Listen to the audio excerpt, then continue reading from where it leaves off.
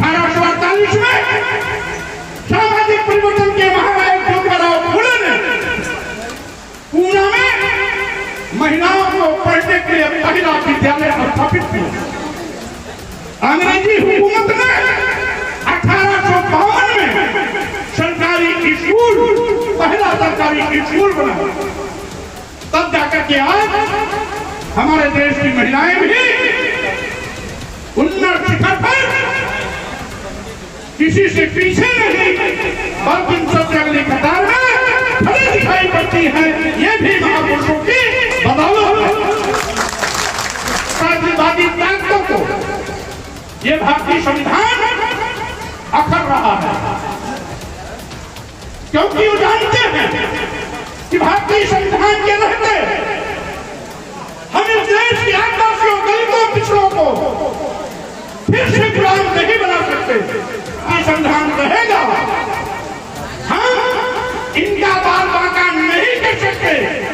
इसीलिए वो भारतीय संविधान को बदलने पर आमादा। कैबिनेट मंत्री मंदिर में जाकर के पूजा करता है और देश की राष्ट्रपति द्रौपदी मुर्मू जी को मंदिर के बाहर बैरिकेडिंग लगी थी, बैरिकेडिंग के बाहर रोक दिया जाता है और कहता है आप मंदिर में नहीं जा सकते। क्यों? क्योंकि राष्ट्रपति होने के बावजूद भी वो आदिवासी समाज की तरफ करती है, इसलिए बताया गया।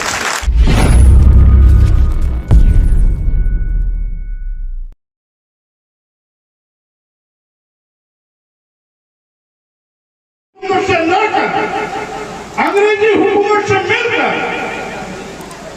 अनुसूचित जनजात को पढ़ने लिखने का त्याग दिया, महिलाओं को भी पढ़ने लिखने का त्याग दिया, पूरे शुद्ध समाज को भी पढ़ने लिखने का त्याग दिया। 1835 में महिलाओं को अंग्रेजी हुकूमत ने पढ़ने लिखने का अधिकार दिलाया। 1848 में सामाजिक परिवर्तन के महानायक ज्योतिराव फुले ने पूना में महिलाओं को पढ़ने के लिए पहला विद्यालय स्थापित किया। अंग्रेजी हुकूमत ने 1852 में सरकारी स्कूल, पहला सरकारी स्कूल बना। तब जाकर के आज हमारे देश की महिलाएं भी उन्नत शिखर पर किसी से पीछे नहीं बल्कि सबसे अगली कतार में खड़ी दिखाई पड़ती है। ये भी महापुरुषों की बदौलत है। आज हाई स्कूल, इंटरमीडिएट की जब परीक्षा बोर्ड की होगी, चाहे सीबीएसई बोर्ड हो, आईसीएसई बोर्ड हो, यूपी बोर्ड हो या किसी अन्य प्रदेश की बोर्ड हो, हर बोर्ड में टॉप करने वाली लड़कियां ही सबसे अगली कतार में दिखाई पड़ती। ये भी देश हमारे सामाजिक परिवर्तन के महानायकों का है। ये संघर्ष का दौर चल ही रहा था। एक लंबी लड़ाई के बाद हमारा देश आजाद हुआ, हमें अपना भारतीय संविधान मिला। बाबा साहेब अम्बेडकर को संविधान लिखने का अवसर मिला। संविधान सभा में उस समय देश के जाने माने एक से बढ़कर के एक विद्वान की कमेटी बनाई गई। लगभग पौने 3 साल तक लगातार एक लंबे मेहनत के बाद वर्तमान संविधान हमारे सामने आया। आज उस बात से संविधान को बदलने की कोशिश में लगी हुई है, क्योंकि हमारे महापुरुषों ने जो हमें धन शिक्षा सम्मान से त्याग दिया था, हमें सम्मान और स्वाभिमान से जीने का अवसर दिलाया था। बाबा साहेब अम्बेडकर ने भारतीय संविधान के माध्यम से उसे कानूनी अमली जामा देते हुए हमें एक संवैधानिक किया था। आज कुछ यथार्थवादी ताकतों को ये भारतीय संविधान अखर रहा है, क्योंकि वो जानते हैं कि भारतीय संविधान के रहते हम इस देश के आदिवासियों, दलितों, पिछड़ों को फिर से गुलाम नहीं बना सकते। इनको धन की शिक्षा प्रमाण से हम वंचित नहीं कर सकते। इनको सम्मान और स्वाभिमान की जिंदगी जीने से हम रोक नहीं सकते। इसलिए जब तक भारतीय संविधान रहेगा हम इनका बाल बांका नहीं कर सकते। इसीलिए वो भारतीय संविधान को बदलने पर आमादा, सावधान रहिएगा। अभी हमारे एक साथी कह रहे थे कि साथियों, इस देश में आज भी 10% लोग 90% जगहों पर कब्जा किए। वो दिल्ली की कैबिनेट हो, यानी केंद्र की कैबिनेट हो, आईएएस और आईपीएस के पद हो, सभी महत्वपूर्ण विभाग हो, हर जगह पर 10% का कब्जा है।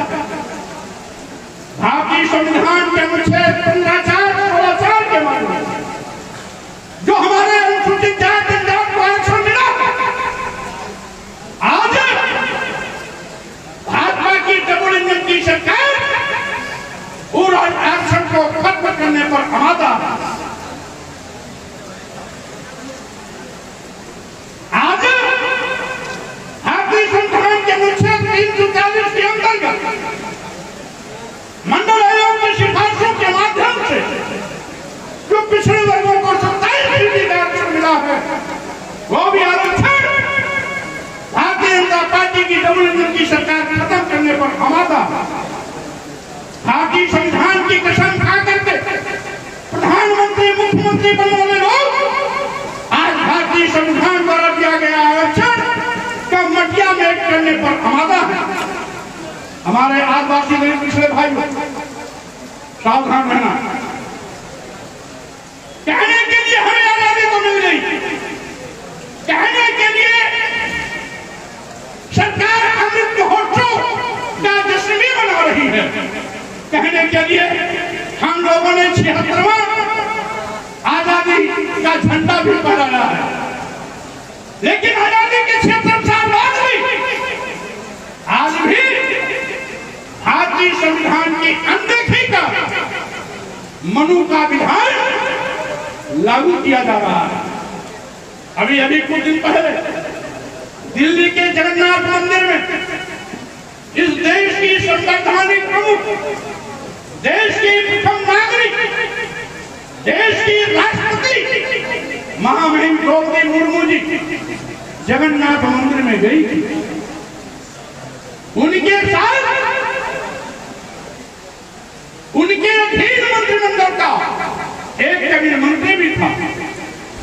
कैबिनेट मंत्री मंदिर में जाकर के पूजा करता है और देश की राष्ट्रपति द्रौपदी मुर्मू जी को मंदिर के बाहर बैरिकेडिंग लगी थी, बैरिकेडिंग के बाहर रोक दिया जाता है और कहता है आप मंदिर में नहीं जा सकते।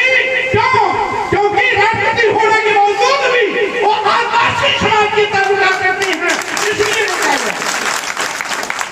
इसलिए रोका गया क्योंकि आदिवासी समाज से ताल्लुका रखती है।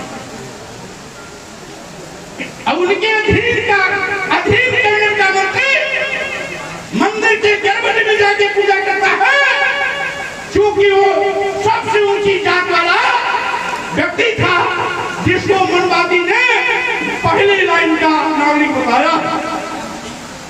साथियों, यही नहीं, इसके पहले जो राष्ट्रपति थे माननीय रामनाथ कोविंद जी, उनको भी राष्ट्रपति दौरान राजस्थान के पुष्कर ब्रह्मा मंदिर के अंदर से जाने से रोक दिया गया था। उन्होंने अपनी गरिमा का ध्यान रखते हुए हुए सीढ़ी पर ही हाथ जोड़ करके वापस हो लिए। क्यों रोक दिया गया? राष्ट्रपति होने के बावजूद भी ऐसी कौन सी ताकतें हैं जो देश के सर्वोच्च पद पर बैठे हुए राष्ट्रपति को भी रोकने की ताकत रखते हैं? ये पंडित और पुजारी, ये पंडित और पुजारी, इनकी हैसियत राष्ट्रपति द्रौपदी मुर्मू की रोकने की है। उनकी हैसियत आज भी रामनाथ कोविंद जी को रोकने की है, क्योंकि इनको ताकत देने वाले लोग आज सत्ता में बैठे हुए हैं। भाजपा इन लोगों को ताकत दे रही है। अगर भाजपा की सरकार नहीं होती तो राष्ट्रपति को रोकने की हिमाकत करने वाले तो काल जेल की शराब नहीं सकते होते, लेकिन नहीं, ऐसा नहीं। भारतीय जनता पार्टी इन सब के पीछे खड़ी है। उत्तर प्रदेश में भी वाकया हुआ। हम जब स्टूडेंट थे इलाहाबाद विश्वविद्यालय के, बाबू जगजीवन जी देश के रक्षा मंत्री रहे हैं, उप प्रधानमंत्री भी रहे,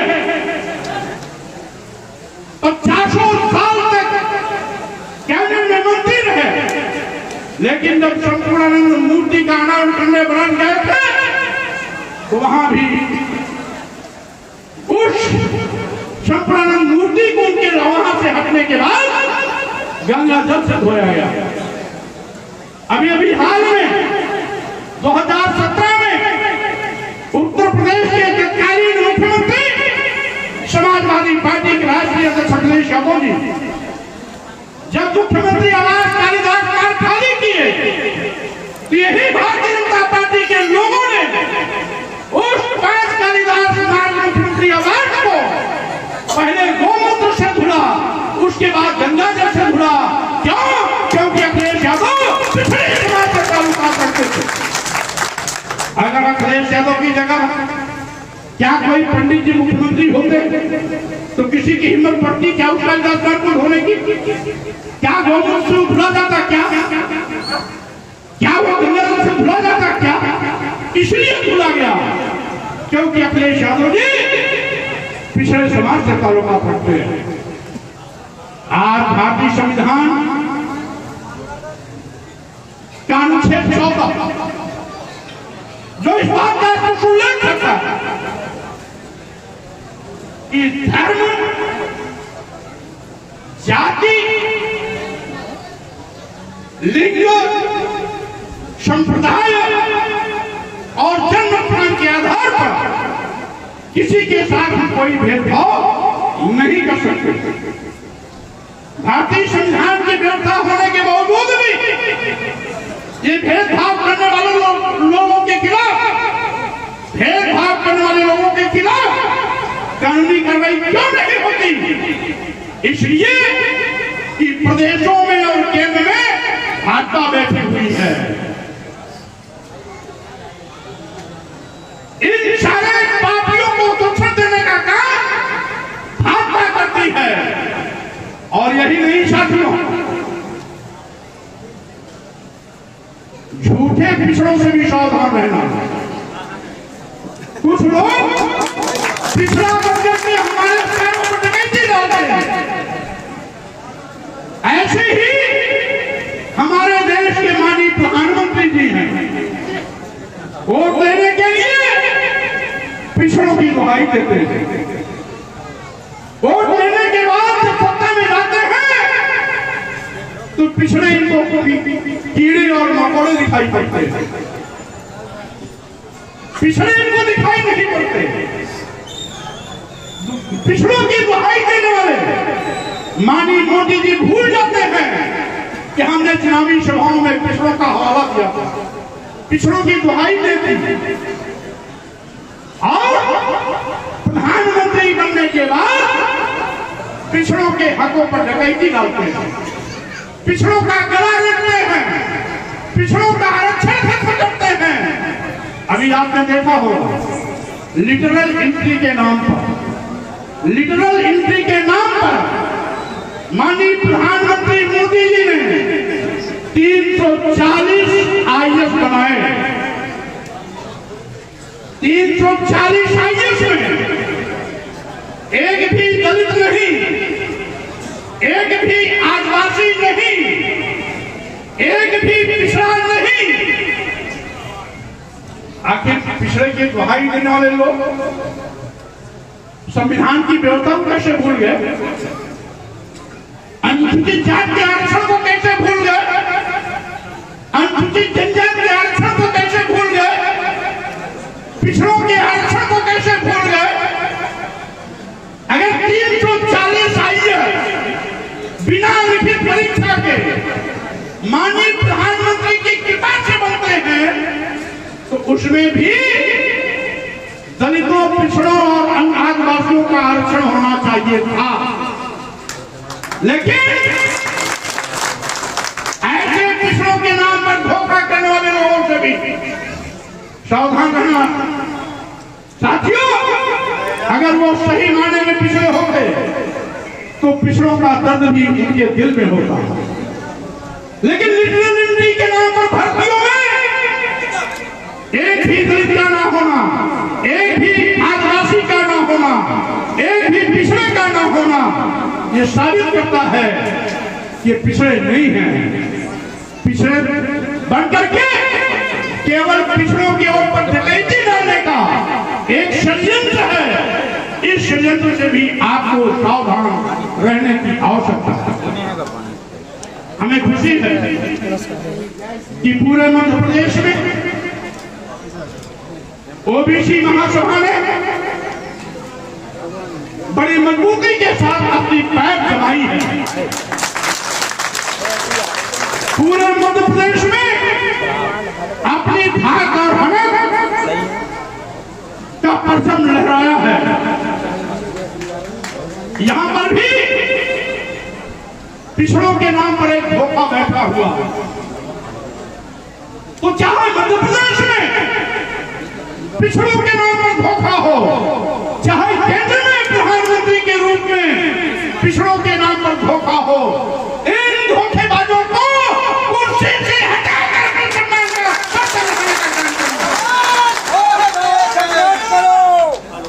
साथियों, आप जानते हैं जब से भाजपा सरकार आई तब से सरकारी नौकरियां गायब। किसी भी धर्म का, किसी भी संप्रदाय का, किसी भी जाति का कोई भी नौजवान है आज वो बेरोजगारी की त्रासदी झेल रहा है। सरकारी नौकरियां गायब। करोड़ों नौजवानों की बेरोजगारों की फौज तैयार हो गई है। बेरोजगारी बड़े पैमाने पर बढ़ी है। नौकरी के नाम पर आउटसोर्सिंग की नौकरी,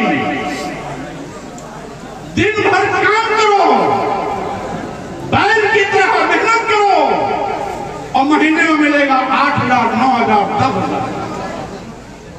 आपको अगर किराए के घर में रखना पड़ेगा तो आप अकेले भी 8,000, 9,000, 10,000 में 2 जून का खाना नहीं खा पाओगे।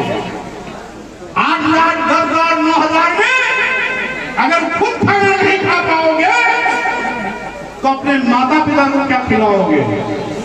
अपने बीवी बच्चों को क्या खिलाओगे? अपने बच्चों को कहां से पढ़ाओगे? कहां से कपड़ा पहनाओगे? कहां से दवा दिलाओगे? यानी नौकरी के नाम पर भी धोखा। ये श्रम का शोषण है। ये श्रम का शोषण है। सरकारी नौकरियां छीनी जा रही हैं, बेकार कराया जा रहा है। अगर आपसे कोई पूरा काम दे, मेहनताना पूरा न दे, 8,000, 9,000, 10,000 देता है तो इसका मतलब है आपके साथ गुलाम जैसा व्यवहार किया जा रहा है। आपसे मजदूरी तो कराई जा रही है, लेकिन पूरा मेहनताना नहीं दिया जा रहा। और इसीलिए मैं कहना चाहता हूं, आज सरकार भी मनुवाद के रास्ते पर जा रही है।